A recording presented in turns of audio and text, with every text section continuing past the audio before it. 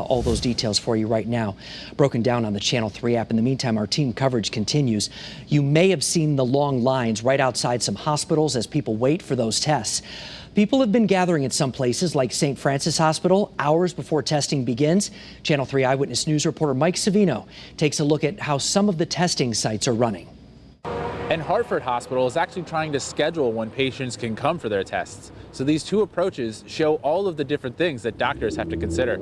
The lines for our testing centers have started earlier and earlier and gotten longer and longer, and that's a challenge. People worried that they may have the coronavirus have started coming to St. Francis Hospital's Hartford testing site hours early.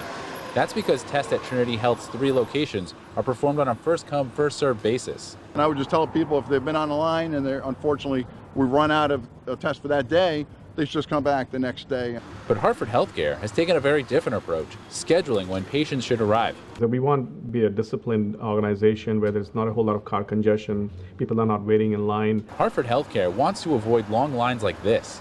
But St. Francis President John Rodas says his goal is to do as much testing as possible each day. Believe me, if we had unlimited testing and unlimited resources, I'd say, oh, sure, everybody come. We can't do that. Both healthcare systems say many factors limit the number of tests.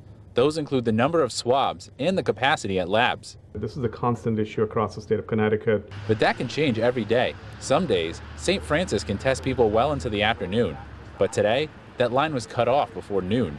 Rodas says patients are being safe while waiting in their cars. They're pretty much all staying in their car with their windows up. Many are wearing masks. Patients do need a doctor's note in order to get a test.